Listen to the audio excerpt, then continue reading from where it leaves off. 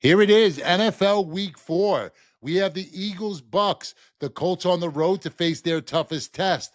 1-2 Ravens versus the 1-2 Chiefs. Who wins? Best bets, top prop, ride or die. Someone from the audience may win a $200 Amazon gift card. Upset special, and Chef J.A. is cooking up a 5-leg parlay. All that and much, much, much more on Player Performance. If your team got guaranteed money, tell them call me. Whoop. Make me say, my. I done been around the world. Yeah, I was made for this. Player Performance with J.A. Cavalier.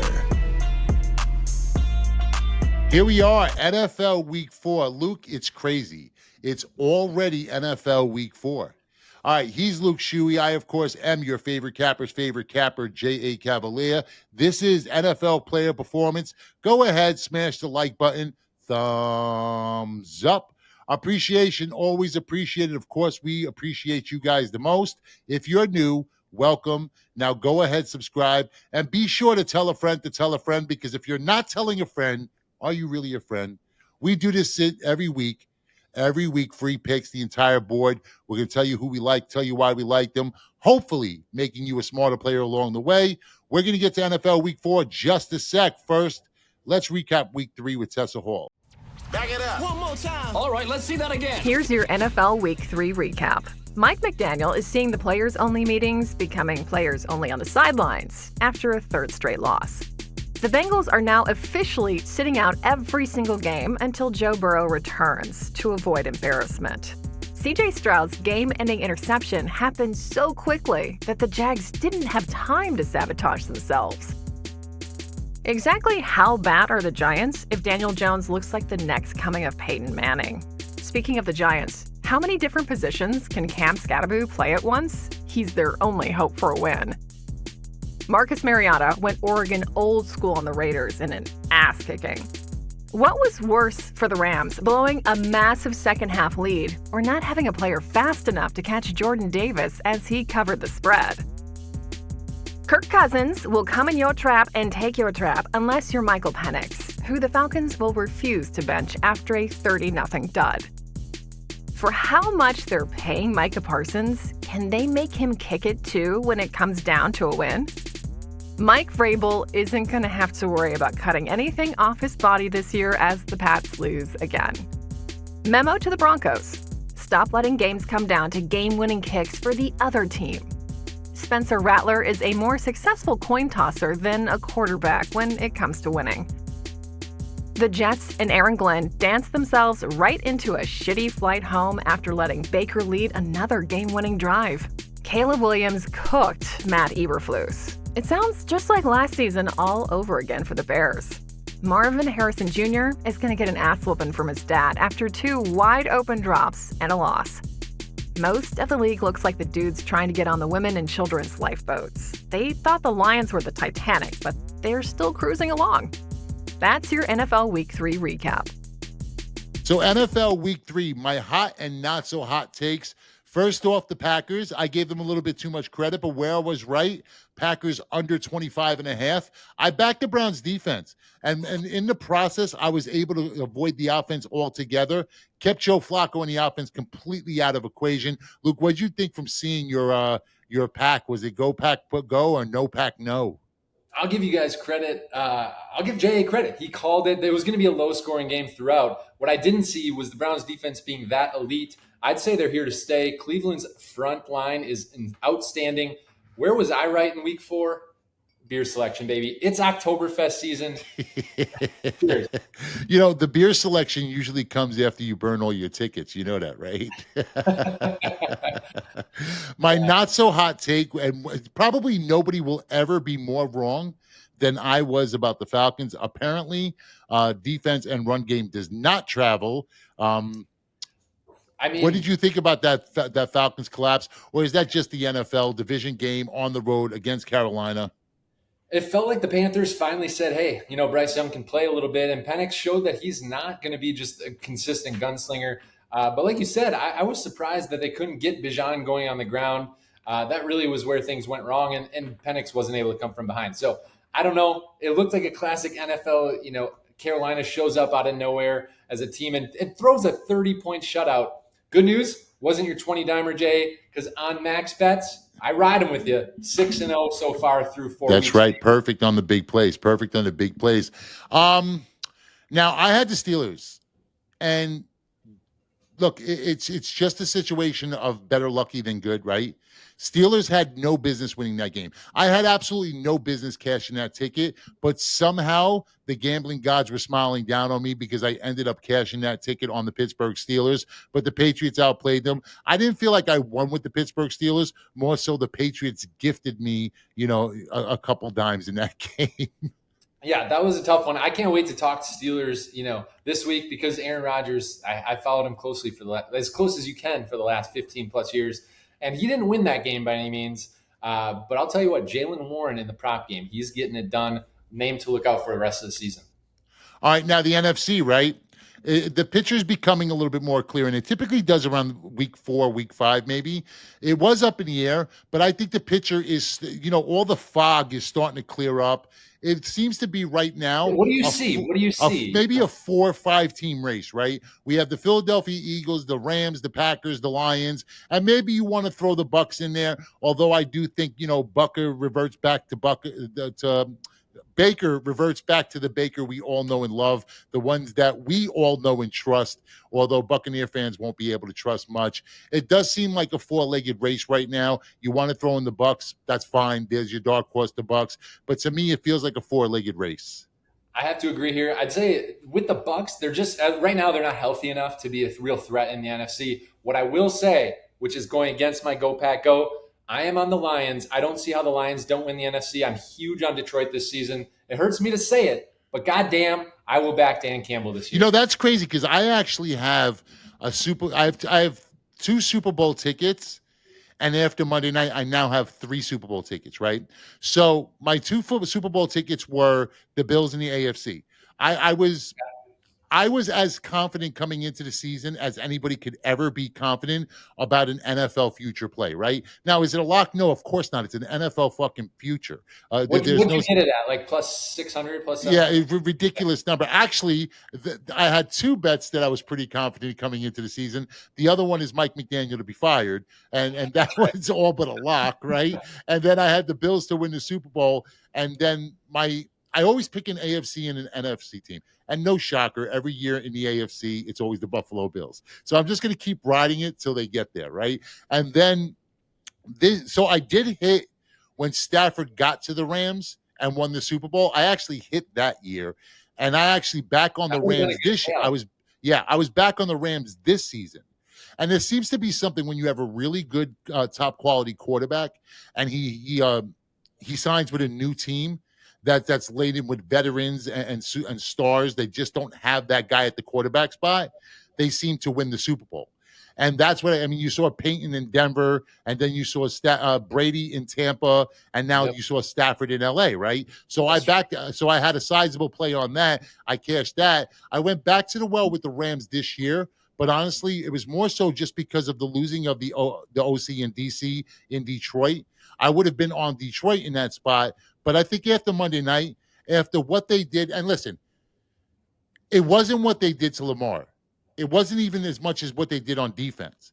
I was more impressed with what they did on offense. The 2 drives starting inside their 5, you went pretty much as far or as long distance-wise and as an NFL team will ever have to go on the road in a hostile environment, spotlight game, nationally televised game, and you put not just points on the board in both scenarios, you put touchdowns on the board. You finished those drives.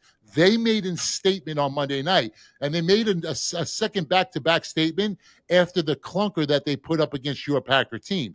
I think that Packer-Lion game in Detroit is going to be something to see.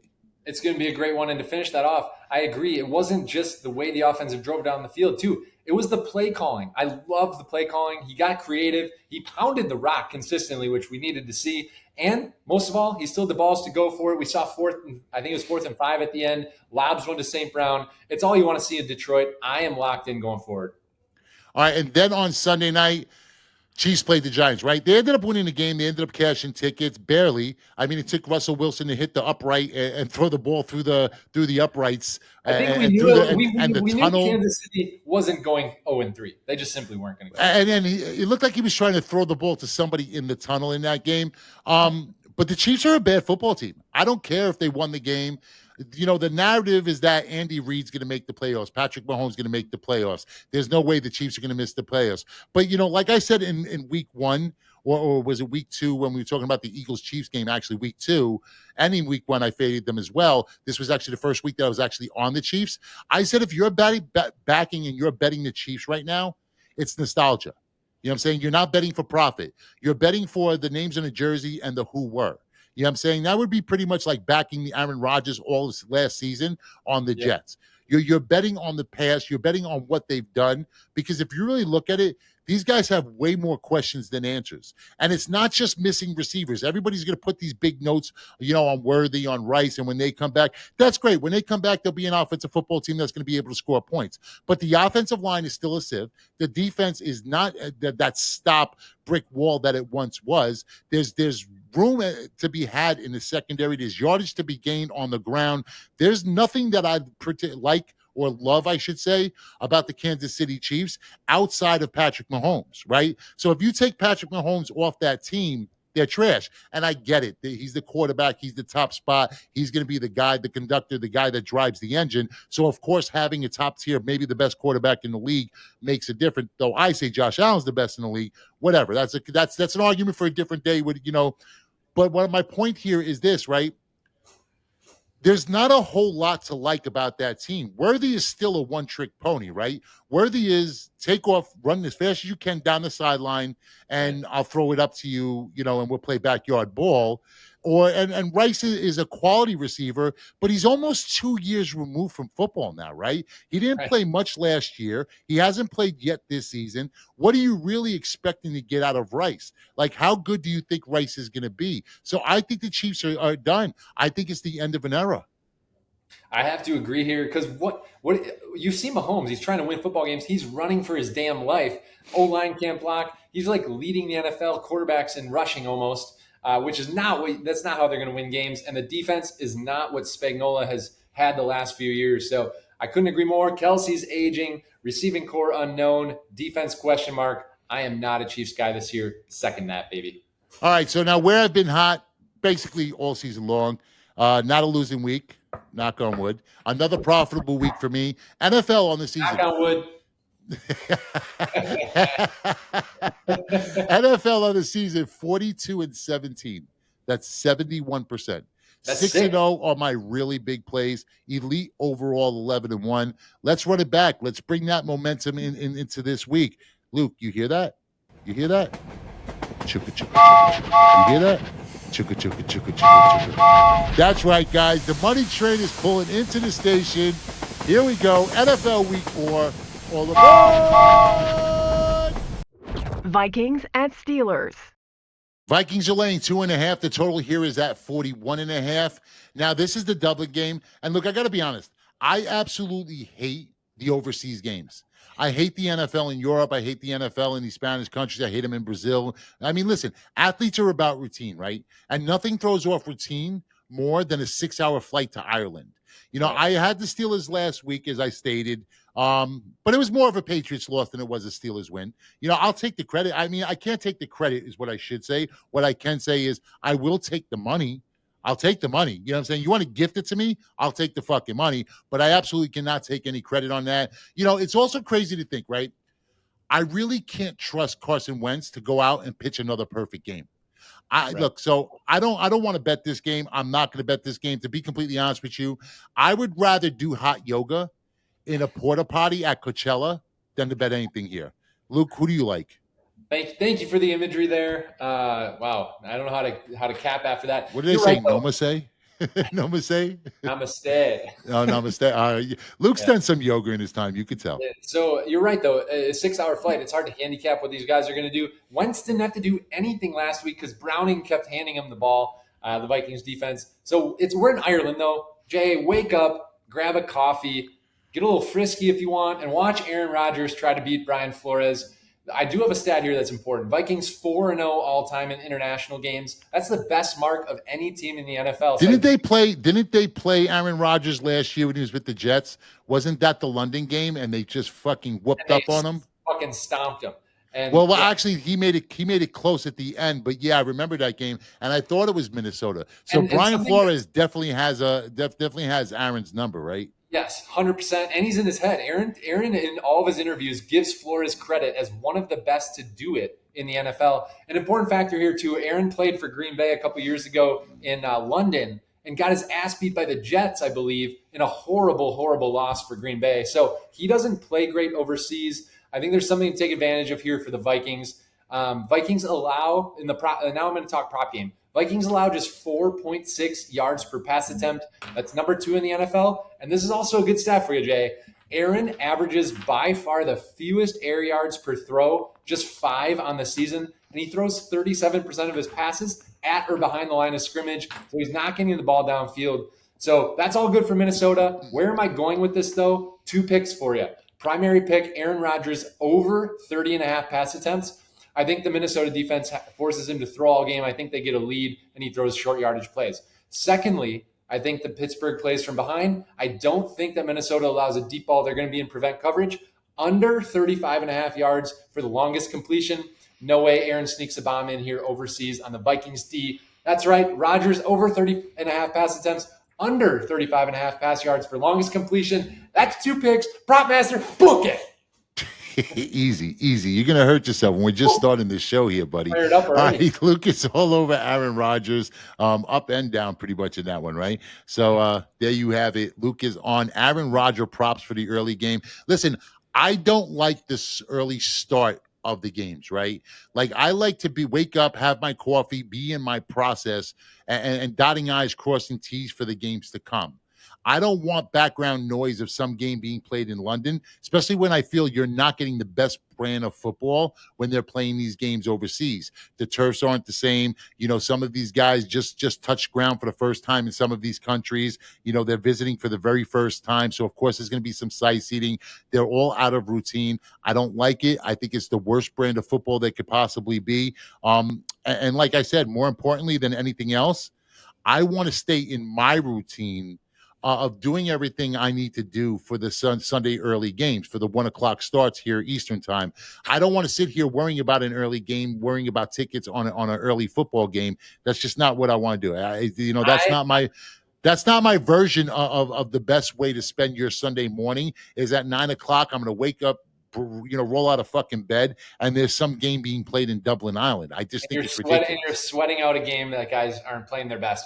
I will worry for you. I love the prop market in this game. But, no, listen, and I'm not saying don't take Luke's props. I'm just saying for me, for my process, you know what? I want my process because, like, I like to watch that late money movement.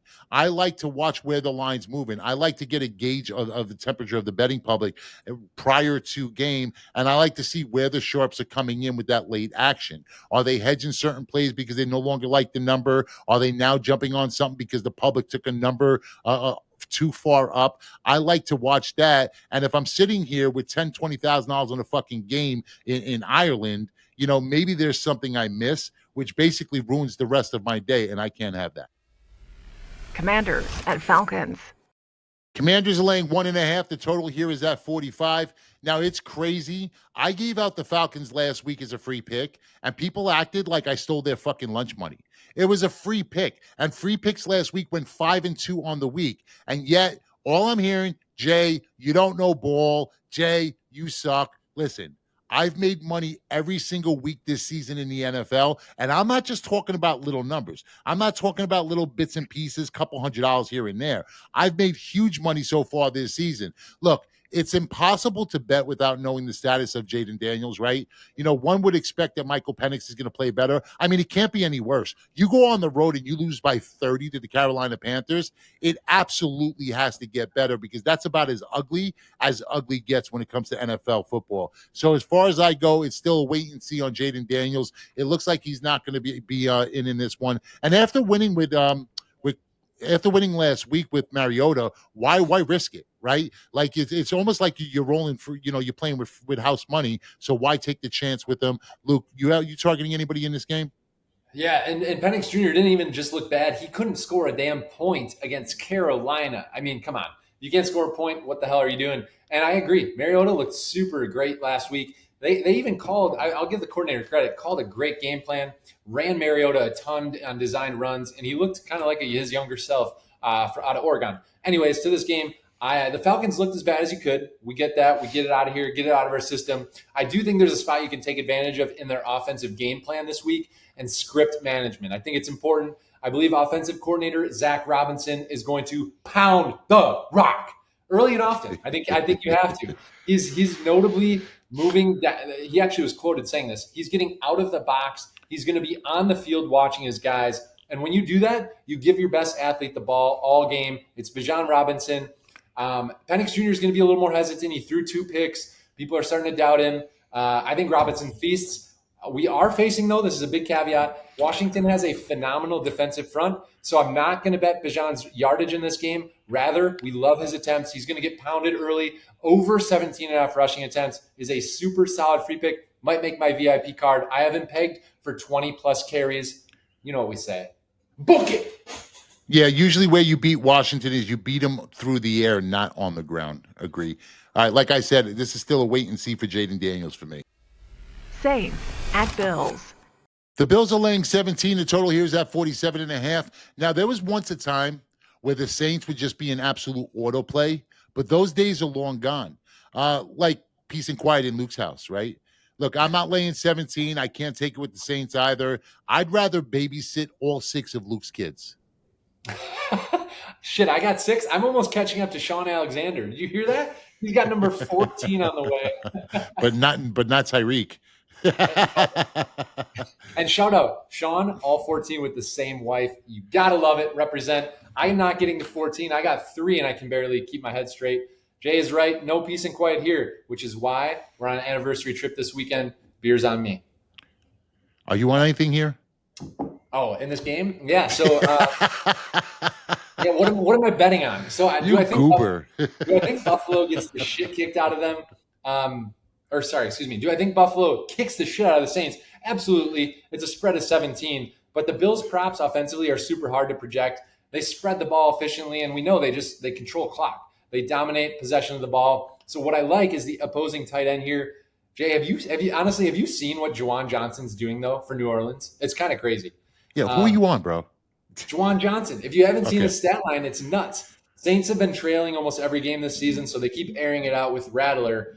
You know, I'm not high on Rattler, but he's played pretty decent, and Juwan Johnson has been balling out. He's racked up literally like the most targets for a tight end, 28 targets through 3 games, 10 targets a game. I don't think the Bills let him, downfield for a long catch, but I think he's going to get a bunch of catches. So I have him over 4.5 receptions. I believe it was plus money this morning. Smack that, book that shit. See you at the window. Browns at Lions. Lions are laying 9. The total here is at 44.5. So on Monday night, I absolutely smashed an alt line money alt parlay. I had the Lions plus 14 and the over 44. Smashed that for like 40 dimes. But it's the Lions, so you guys already know it's David Montgomery time. That's right, guys. Monty ATD. It cashed for us on Monday night. Now 2-1 on the season after a slow start, but back-to-back weeks. It's the Tuesday routine. Every single Tuesday, I wake up, and not always in this order, but the first thing I do, the first bet I make every single week is David Montgomery anytime touchdown. It's become the routine. Coffee, sex, Monty, ATD on Tuesdays. Like this week, I got lucky twice. Like lightning struck twice. It felt like it was my birthday or something. It's just a gift that keeps giving, and in more ways than one. So this prop pretty much writes itself. Wash, rinse, repeat. Monty, anytime touchdown. Luke, you tailing? If I followed your routine, I'd have like 6 more kids on Tuesdays. I'm, of course, going to tail this. It's plus money he's cashing. He's just literally printing money the last couple seasons and this year already. I'll give you guys a bonus pick in this game, though. We smashed Monday night in the prop market, too, 5-1. I love betting Detroit. There's so much to take advantage of in this game. I think overall, if you looked at this game, it's kind of a letdown spot for both teams, potentially after big wins against Green Bay and Baltimore. But, of course, I think Detroit should win here. I do think Cleveland will have to keep pace. Because of that, they have to let Joe Flacco loose a little bit throwing the ball if they want to have any chance this season. So he's got 2 good weapons at tight end. He's got Jerry Jeudy, Judkins out of the backfield now. Give me an early Detroit lead and Flacco to air it out more. Great bounce back line in his passing yardage. I'm going over 216.5 for Joe Flacco after he put up just 142. High school numbers last week. We smashed the over because it's an over line. I love the contrarian play here. Take the over, take money anytime, and we'll see you at the window. Panthers at Patriots. Patriots are laying 5.5. The total here is at 43. The Patriots gave the game away last week. Now, I said it. I bet the Steelers. I was lucky. I should have lost that bet. But also, I have a rule. A good coach off of a bad loss, Vrabel definitely checks that box. Also, the Panthers come in now fat and happy. They won a division game, beat the Falcons by 30. This pretty much checks all the boxes for me. So it's Patriots or nothing, but more likely it's going to be nothing. Luke, you? Love it. Totally agree. This is a Patriots spot through and through. And it's a guy that has an overline for me that I've been high on all year. He's been a letdown so far. Travion Henderson. It's Mike Vrabel. He likes to pound the rock. Travion just hasn't been given the ball as much, except for last week. I saw a huge uptick in his playing percentage. 46% of the snaps, 14 touches, outpaced both Stevenson and Gibson. They're showing a trend to Travion, so I'm riding that. Panthers defense should struggle more this week. I have him projected for 15-plus touches. That should be way more than enough to surpass this line. I'm doing a combo that's rushing and receiving. Take Travion over 60.5 rushing and receiving yards. He's going for 80-plus. J.A. Cavaliers Pro Football Triple Crown. 3 NFL games for this Sunday. 3 straight, 3 two-team parlays, 1 week, $99. His Pro Football Triple Crown must go 3-0 or the entire NFL season is free. J.A. Cavaliers Pro Football Triple Crown. Link in the description below. Click the link now and jump on the money train. Chargers at Giants. Chargers laying 6.5. The total here is at 44. Chargers were outplayed last week by Denver. I don't care what anybody says. The Denver Broncos should have won that game. Ended up pushing for me. No big deal. But Bo Nix, of course, did what Bo Nix does. And Justin Herbert. Listen, Justin Herbert is him. If I was Justin Herbert and I was smashing Madison beer, I don't think I would ever shower, like ever. Look, so I told everybody by week 4, the Russell Wilson experiment would be over. And here we are in week 4. Jackson Dart in, Russell Wilson out. So maybe the best news for Giant fans this season is more screen time for Jackson Dart's mom. Listen, she's definitely a fucking MILF. If you haven't seen her, hot as balls. I mean, a little bit built, a little bit too cut for me. But look, let's be honest. I wouldn't kick her out of bed for eating protein bars. Matter of fact, maybe a couple shots of protein for her. Look, I'm going to say this. You know, it's a tough ask going in your first game in the NFL. And congrats. You get to face Harbaugh's defense. You get to look down the barrel of that Chargers front. Go get him, Tiger. Hey, you heard it here first. Justin Herbert, don't shower all season. Keep getting it done with Madison beer. Just keep smashing Madison. That's it. Yeah, we're taking Madison as a prop over. I'd rather have her under. Under the desk, under the table. We'll take her under all day. I'm going Herbert. You got to ride him here. I think the sharpest line you can take him at, which is one of my top plays of the week, over 1.5 passing touchdowns. He's leading the NFL in passing so far through 3 weeks. And in terms of dating the hottest girl, he's winning it all right now. He has 860 passing yards. I will say he struggled a little bit last week against Denver to finish drives and get touchdowns. He had just 1 passing touchdown. This week against the Giants, I see it differently. Again, you said it, facing Jackson Dart, he could turn the ball over, give him short field. I think Herbert has at least 4+ red zone trips. He's going to get 2 passing touchdowns or more. It's the closest thing to the word we never say, Jay. It's a lock. Boom. No. We don't say that word. That's not true. There is no such thing as a lock. If you have a gambling problem, call 1-800-GAMBLER. If you're going to play, if you're going to tail it, please bet responsibly. It is absolutely not a lock. He just feels really good about it. But I had to get him the segment. He just feels really good about it. So for me, it's going to be Jackson Dart under 192.5 yards passing, right? Like, that just seems like the most logical play here. Brian Daboll coaching for his job. Just a bad spot for a rookie quarterback. The Chargers defense, 5th in passing yards per play, 9th in passing EPA. Bud Dupree, Derwin James, Come on, man. This is just a tough ask for a young quarterback making his first start against this Chargers team. I don't care who, neighbors or not. I don't care who your receivers are, your offensive line. You get Thomas back. Congrats. You know what I'm saying? Congrats. What was Russell Wilson doing? Wasn't he on his ass most of the game last week? And then when he wasn't on his ass, he was throwing picks. No, give me. Look. I'll probably be on the Chargers in some way, shape, or form. If most of you guys who know me know, I don't like to lay big numbers in the NFL. I'm not a guy who will lay 6.5 with any team usually, especially a team on the road, because I do see this could be a letdown spot for the Chargers as well, because in what world do you go into Giant Stadium and take the Giants seriously in this spot after what you've been doing and with what they've been doing, and now they have a rookie quarterback starting. So can I see the, Chargers up late in the game by 10, Jackson Dart putting it all together for that one little backdoor drive while the Chargers are playing a little bit of a prevent defense? I absolutely can see that. So for me, it would be Dart under his passing yards or nothing, or you could just, tail Herbert. Listen, with what Herbert's doing in and out of the league this year, I'll tail Herbert as well. I just want to quick back that Dart line, because if you've seen what the Chargers have done, they made Mahomes look like he couldn't figure shit out. They're not going to make it easy on Dart. I'm tailing J.A. 2 prop masters in this game. Eagles at Buccaneers. Eagles are laying 3.5. The total here is at 44.5. So the betting markets this week are all showing the Buccaneers getting a lot of love. Is Tampa valued here, or maybe a little bit overvalued? I get it. Baker Magic. Bowles has a good history against Philly, but it isn't that difficult, right? Because everybody knows exactly what the Eagles want to do. The issue is, can you stop it, right? For me, I would have a take on this game, but it doesn't matter what my take is, because this right here is the ride or die. Ride or die, remember? You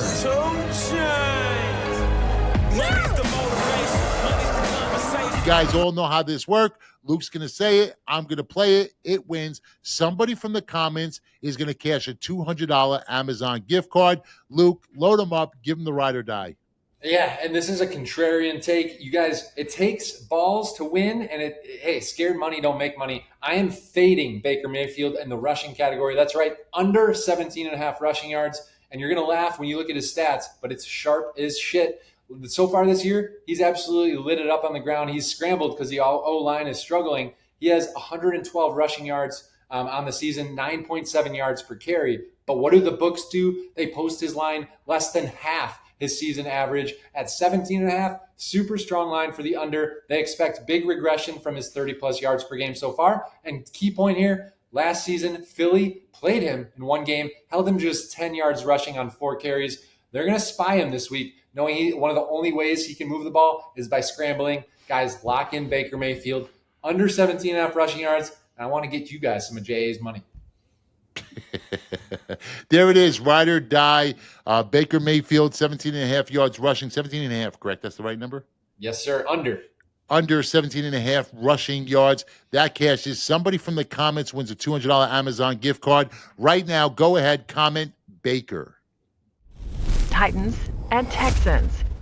Texans laying 7. The total here is at 38.5. Now, I don't have a do not bet list, or I should say, I didn't have a do not bet list. I do now. I created one, and I actually called it Purgatory. And that's where the Houston Texans are in right now. That's where they're living, in purgatory, right? Right before they go into the gates of hell. The defense is nasty, so I shouldn't say the entire team. More so with C.J. Stroud. His rookie season, he came out, he was like Billy the Kid, young gunslinger, right? But the last 2 years, his 6-shooter turned into a water pistol. He's out here shooting fucking blanks. All hat, no cattle. All belt, no buckle. All snake, no rattle. Women say batteries are more reliable than men, and this is why, right? So I'm probably going to be on the Texans here anyway, because it's just a spot that you have to do, so I'll do one last time. Take my ass back to Texas. I'm going to take the Texans. They don't cash for me here. That's it. They're donezo. I need Jay to get like a Lee Corso. Like, you should put it in your cowboy hat right there, because I think it is a Texan spot. I'm usually not big on kicking props, Jay, but when your offense is as bad as Houston, give me all the kicker props. Kai Fairburn over 6.5 points is one of my favorite looks overall this week. Texans at home should be able to get across midfield a few times. maybe force Cam Ward into some bad decisions, get good field position. I just don't trust Stroud, like you said. I mean, he's been in a sophomore slump for like 3.5 years now. So I don't trust him to punch the ball in the end zone. And guess what? Kai Fairburn, been a really reliable kicker, 6 of 7 on field goals this year. And last season, 13 of 16 on field goals, 50+ yards. Book that shit all day. Give me over 6.5 points. Colts at Rams. So the Rams are laying 3.5. The total here is at 49. I'm actually going to buy a half a point on this one. Look, I get it. Everybody's out here blowing the Indianapolis Colts, fucking stroking them with two hands. Sure, the numbers look good on paper, but that's a statistical illusion. A carefully constructed house of cards built on the backs of subpar competition. You beat the Dolphins, the Broncos, the Titans. The only thing softer than their schedule is their offensive line. Now you face the Rams, a good coach off a bad loss. Now you face that Rams defense, first in points per game, 5th fewest yards allowed, 3rd in sack percentage, 5th in pressure rate, have not allowed a run of 15+. Everybody's out here right now anointing Daniel Jones like he's the second fucking coming of Peyton Manning. Comeback player of the year, dark horse MVP. Listen, the best thing to come out of Indianapolis is still Pat McAfee. Danny Dimes is Fugazi. Like all of these other social media cappers with their Photoshop tickets, monopoly money, fake chains, rented Lambos. Get the fuck out of here. Best bet right here. Give me the Rams by the half a point. Lay the 3. From Oakland to Sacktown, Bay Area and back down. Cali this weekend is where the Rams put the smack down. Give me the Rams. Best bet. Let's go. Tell me what you gonna do now. Keep rolling, keep rolling. Jaguars at 49ers. 49ers laying 3.5. The total here is at 47. So here I am, back on Contrarian Island.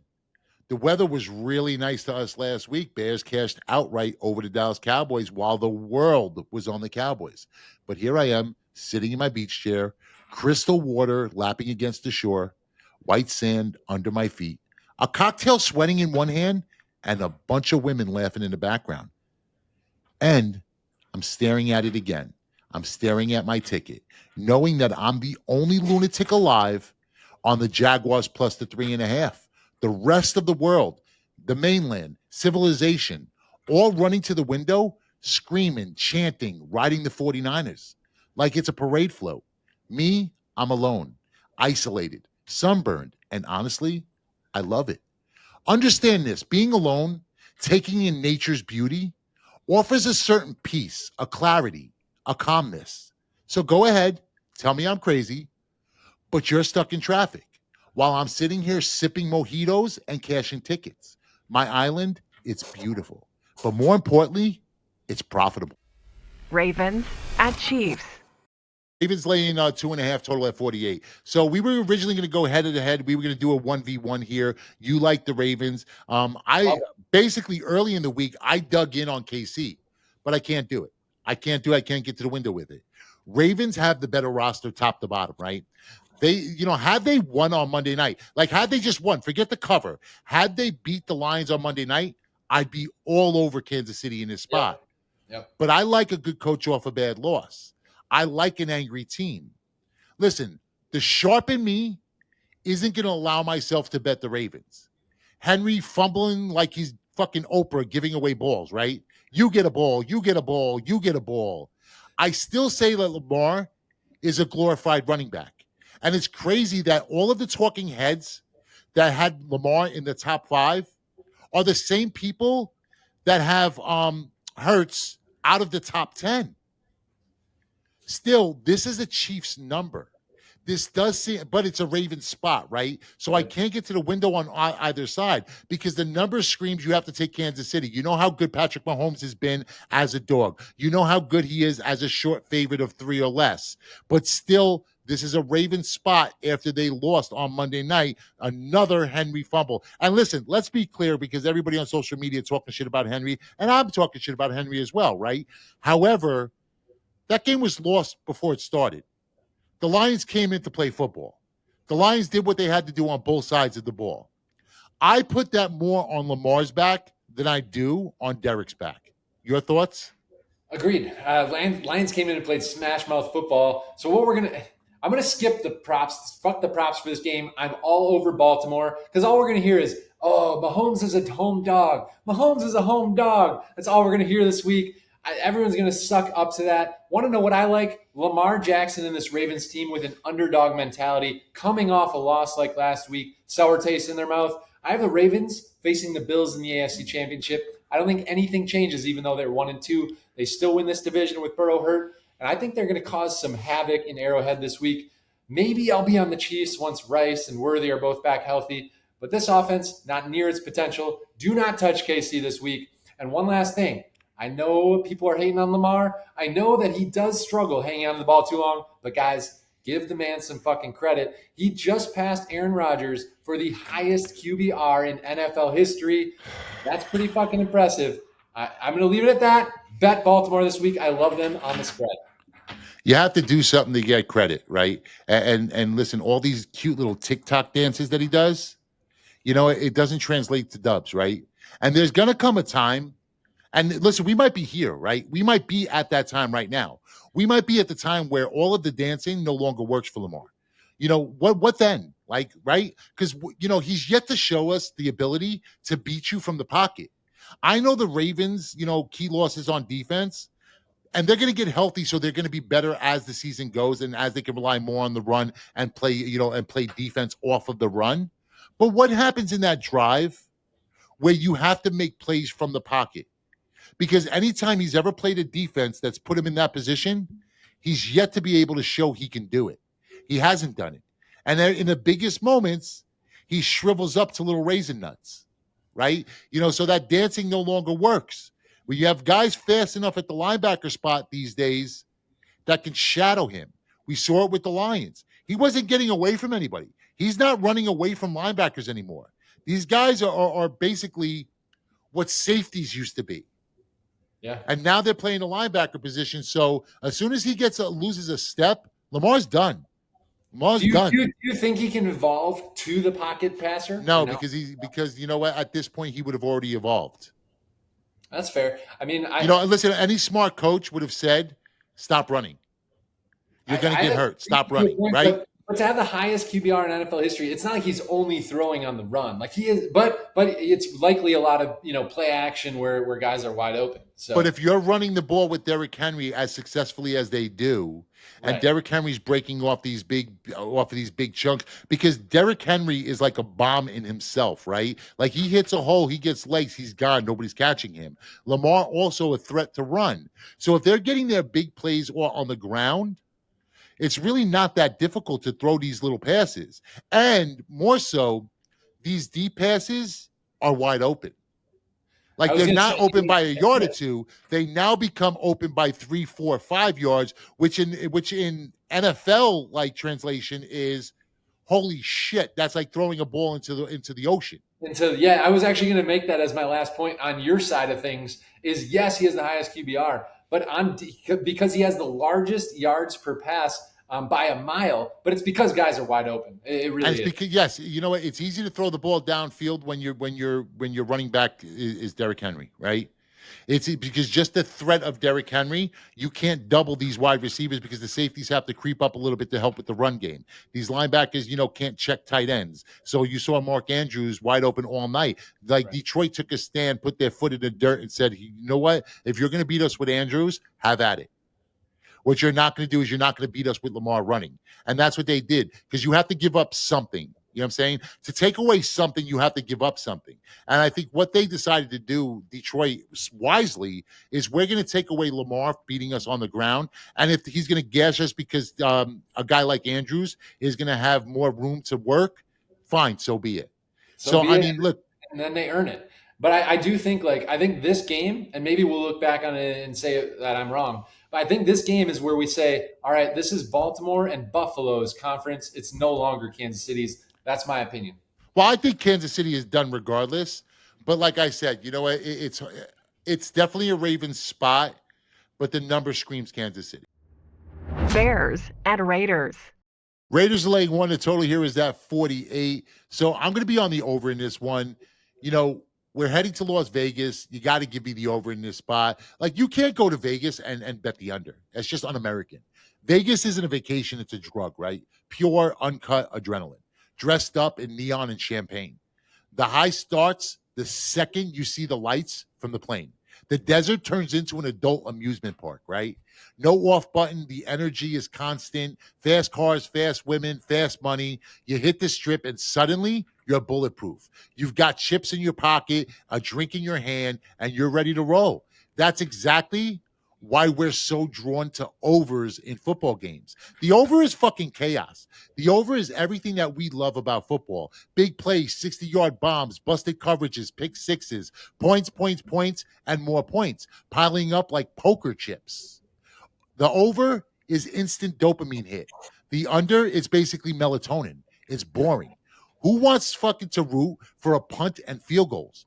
Kicking is for soccer. The over is Vegas in July. Loud, bright, reckless, beautiful chaos. And I've said all that just to say, I like the chaos. I want the chaos. Give me the over in this spot. The Raiders just gave up 61 in 2 games. Bears gave up 80. Chicago's figuring it out on offense. Took a couple weeks, as we thought it would, but now Ben Johnson's clicking. He's putting it all together. Caleb coming off one of his best starts as a pro, 298 on Dallas, 4 touchdowns. I think that carries over into this week. And we know the Raiders are going to be able to put up points and score on the Bears. Give me the over the posted total. Packers at Cowboys. So the Packers laying 6.5. The total here is at 47.5. I actually think this is a really sneaky under spot, under 47.5. I know everybody's going to be on the over. Everybody's going to love the over. They're going to expect points. Dallas's offense, and I've said it pretty much all season long, Dallas is going to have to win games in the high 30s and 40s, and that's how they did win their one win, right? Like that they hit 40 against the Giants. But I just think this is a bad spot. No CD. The Dallas Cowboys over the last couple of years without CD Lamb, Dak looks lost, right? That's his safety blanket. That's his go-to guy. And I don't think Pickens is ready to step up as a number one. And from what I've seen so far to start the season, it doesn't look like he's quite as comfortable with Pickens as you hoped he would be.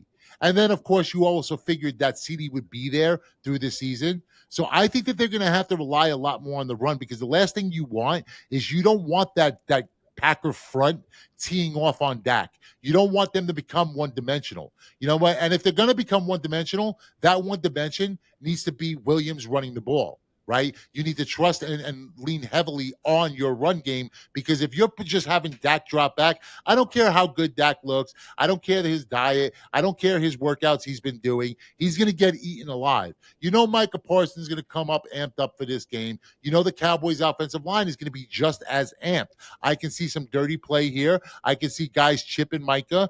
I can see it, right? Everybody talks about how there's no love lost. That's bullshit. You can't tell me that a guy was that much of a cancer to the locker room and then he leaves to get paid and he's airing out all his dirty laundry on Twitter, on X, and that they're not taking it personal. You can't sit there in street clothes while everybody else is in pads talking about business, and you're standing on business when you're still under contract. Dude, from where I'm from, business and your job is to be doing the job that you're being paid to do, right? You get out of street clothes, you get into pads, you get off the bikes, you get onto the field. To me, that's business, right? So I got to feel that guys are going to take it personal, because through the CeeDee Lamb situation, right? You know what? There was never any worry that CeeDee Lamb wasn't going to play. Through the entire Dak offseason nonsense and where, they were talking about the contract negotiations, there was never a time where you really thought Dak wasn't going to play. Neither of them ever requested a trust or it ever got that bad. Luke, I like the under in this. Do you have anything? What you're thinking, does it correlate to an under? I mean, stop with the hats. Listen, when you lose to a team that literally the color of their uniforms is shit brown, you have nothing to say. So I wouldn't be sitting there holding that hat, right? Like don't sit there holding that hat, right? You just lost to the fucking Cleveland Browns. You put up a big whopping 10. Listen, the Ravens roasted that Browns defense, right? They roasted them. Joe Burrow put up fucking 17 points on them. You mustered up a big whopping fucking dime, a big whopping 10. You're bad. But the thing is, in Wisconsin, we're prideful. I'll wear this hat every day of the week, but I'm not going to suck up. The Packers were bad. I don't even know if I'm going to take a Packers prop in this game. You can twist my arm in the under. It's Micah's return Everyone's going to be hyped. I love the defense for Green Bay in this spot. Will Dallas be even able to score a point? I don't know. I love the defense. I'm with you on the under. It feels overall in the game too like this is a Dallas number. It opened at -6.5. I mean, that feels like Vegas is asking people to take Dallas. No, that's being held down due to the Packers' offensive performance on the road last week. And it just might be Jordan Love on the road. And so, and they're without CD. It feels like it should be a higher number. But see what? CD's nuts in your face when the Packers win by 35. No, I think it's going to be a low-scoring game, like you said. But what I do like, you can take advantage of a Vegas number here. It's Cavante Turpin, over 30.5 receiving yards. There's no CD. It's going to be a Javonte Williams show, George Pickens, and Jake Ferguson. Who's everyone forgetting about? Turpin. He's one of the quickest players in the NFL. We've seen spurts of his greatness. We just haven't seen Dallas yet commit to getting him involved as much as they should. I think we see that in the short passing game to eliminate Micah and the Packers pass rush. I love Turpin in this. Green Bay is going to control the game, but I love the Cowboys to pass a ton. Lock in Turpin over 30.5. That's right, Jay. I did not pick a Packers prop. Actually, I like that look. I actually like that look probably better than all of your other looks on the entire show. I'm just saying. I'm being honest. Honestly, because you figure Turpin and Ferguson are guys that Dak is way more comfortable with, so they're probably going to get a lot more usage than even a Pickens. And it doesn't matter about talent. Really, talent is created by the quarterback's comfort with the receiver, right? That's typically the way that works. Right, and I don't know that he'll have enough time in the pocket to let Pickens run his routes downfield. I don't know that. So no, I like that look a lot. I like that look a lot. Turpin should go off in this one. And to say the Cowboys may not score is just ridiculous. That's the one thing I'm pretty certain. The Cowboys are going to be able to score points, even without CD. Yeah, that was a little bit of a joke, but I think it'll be but what happens this week when your Packers leave there at 2-2 on the year? And all that love, all that Green Bay green, all those Super Bowl tickets, all those Wisconsin boys saying, we're going to the Super Bowl, baby. Titletown is back. We're going to the Super Bowl, baby. What happens then? What happens then? Because then you lost to the Browns and the Cowboys in back-to-back weeks. No. I want you to think on that. I want you to think on the fact of what happens if you just lose to the Browns and the Cowboys in back-to-back weeks. You know what? That's like a fucking gut-wrenching gut punch. You know what I'm saying? To everything that you guys believe in. I have a deal here. So you said last week you had to eat clam chowder out of a Dolphins helmet. If the Cowboys beat the Packers, I will eat. What's the most Texan thing you can eat? Like some pulled pork. I'll eat pulled pork out of this hat and then light it on fire. No. We're not the Gucci brothers here. We're not going to do the pyrotechnics. What we will say is, I don't know if pulled pork. No, pulled pork isn't that more of a Cuban thing? No, yeah. What is a Texan? What's the most Texas thing you can? I don't know, but we'll go with pulled pork. That's fine. We'll go with pulled. Actually, ribs smothered in sauce out of your hat. There we go. Deal. We'll do and you don't get a bib. You have to use your Packer jersey to wipe your hands. You fucker. Deal. Deal? All right. Yeah. There you guys heard it.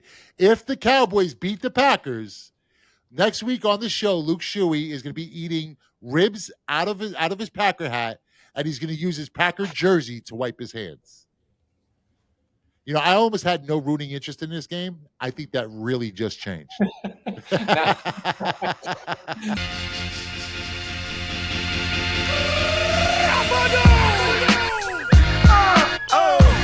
Best bets. All right, Luke, what's your best bet for the show? It's got to be straightforward. It's Justin Herbert. Ride the hot hand. Ride the Chargers here. We're going passing touchdowns over 1.5. I love it. I think he has 2 or 3 today. It's cashing. Book it with me, baby. And my best bet for the show, of course, is the Los Angeles Rams. I'm going to take that 3.5. I'm actually going to buy the full point and get it to 2.5, so that this way I win with the field goal. You guys I would say it's essential to get it to 3, but there you have it. Luke Shuey's best bet, Justin Herbert, over 1.5 passing touchdowns. And my best bet is the Rams laying the 3. Book. J.A. Cavaliers Pro Football Triple Crown. 3 NFL games for this Sunday. 3 straight, 3 two-team parlays, 1 week, $99. His Pro Football Triple Crown must go 3-0 or the entire NFL season is free. J.A. Cavaliers Pro Football Triple Crown. Link in the description below. Click the link now and jump on the money train. That's right. Get to Why Lose. That's the letter Y, LOSE.com. Free pick stats, trends, scores, odds, and more. That's whylose.com, the letter Y, LOSE.com. You can pick up all of Luke's packages on whylose.com, all of his prop packages for this weekend. You can also get my NFL Triple Crown. That's right. 6-0 or the season free. 1 week NFL, $99. 3 max bets, 3 straight, 3 2-team parlays. Must go 6-0 or the entire NFL season is free. And Luke has a commercial that will be coming on the show as of next week. We'll get that out for you guys as well. All right, guys, listen. Let's be crystal clear about something. Gambling is supposed to be entertainment, right? It's not a retirement plan. Every pro has one rule. I have one rule. Luke has one rule. Never wager what you can't afford to lose. Period. Right? You want to play from a position of power, not from a position of desperation. You want to fire a unit, that's great. You want to have fun with it, that's great. Just make sure that unit doesn't double as your car payment. The reality is the real edge is discipline. So yeah, if you want to gamble, I'm not your daddy. Go ahead, have fun. Sweat the over, scream at your TV, have at it, have a cow, but do it responsibly. You have a problem, 1-800-GAMBLER. You can text or call. Guys, he's Luke Shuey. I am J.A. Cavalier. This is Player Performance. We'll see you back here next week for NFL Week 5.